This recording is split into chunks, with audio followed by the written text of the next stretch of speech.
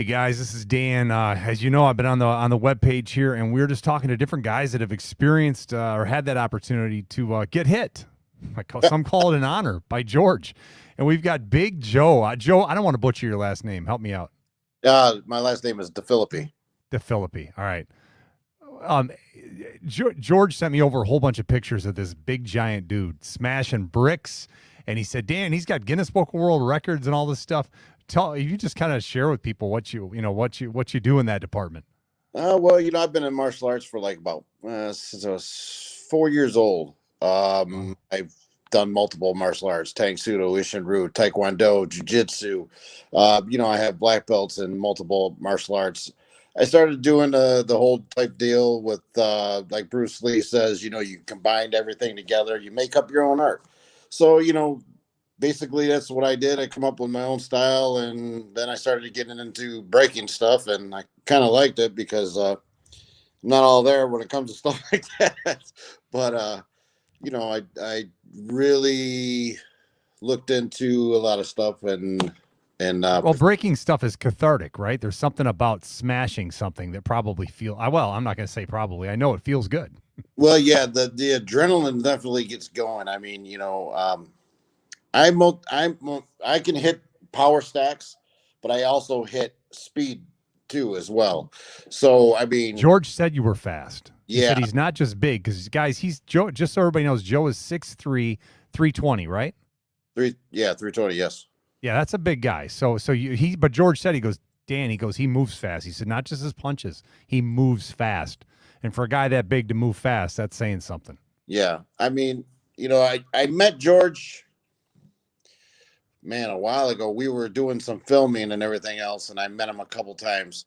And then he actually, we before we filmed, I was bouncing at a bar, and he came in there, and then he started talking to me, and I was intrigued in what he was saying because I kind of know the style that he does. I've heard of it. I kind of thought, like he says, if you watch it, a lot of people say it's not real. Yep. But get hit by George, yeah, you're gonna find out how real it is. It's real fast. I mean, it did, but it's just, the guy is one hell of a guy. Very knowledgeable, very strong.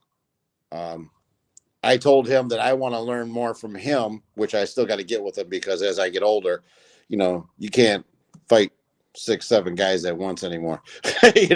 So you want to learn, you want to be able to cripple them a lot faster without using all that momentum because you're kind of winded after a while. Yeah, I forgot, man. I forgot. Did we end up talking about that? That you have actually Guinness Book of World Records on the most number of bricks being broken, watermelons. Like, just because I don't think that everybody watching this gets that. Like, when we say George is powerful, there's other guys like Joe here who are obviously powerful. They've got Guinness Book of World Records smashing things with their fists, and then a guy like Joe says, but you get around George, and all of a sudden you're like, yeah, I think I need to go back to the drawing board and figure this out. I mean, it's not necessarily go back to the drawing board. It's necessarily learn how to not get hit by George.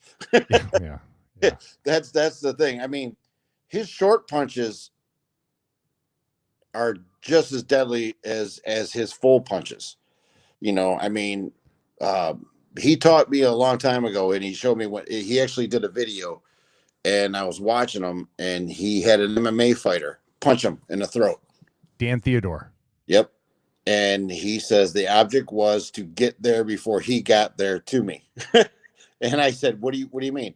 He said before he extended that out all the way, he kind of just stepped in just a little bit. And I go, that's what was scaring me, because you were stepping into it.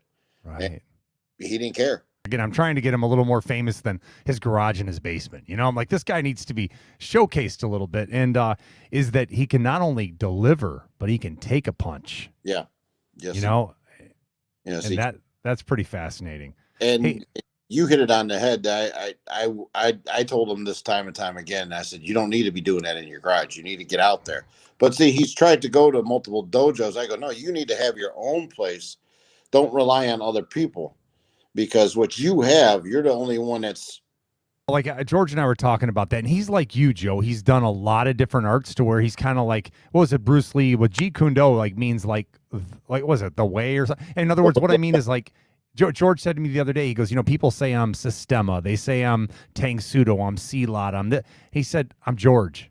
I've done all these arts and I've combined what I've learned. George has been seeking this punch since we were in 7th grade together. So Yeah. he's been after this long before he got involved in the Russian martial art or any of the other styles. He's been seeking that, and it's all those different things that he does that make him, and there's the psychology piece of that, right? 'Cause like you told me, Dan, you said when we were talking, like when we first connected here today, when you're hitting through the bricks, you're out the other side in your head already.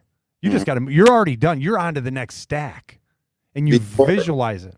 the thing is it's when you hesitate Yeah. in your head, when you hesitate, when you sit there, go, man, I don't know if I can do this. I don't. When you start doing that, when you start doubting yourself, like okay, with George, for instance, when he starts, if he ever doubts himself with somebody, he's done. Yeah. He's already beat.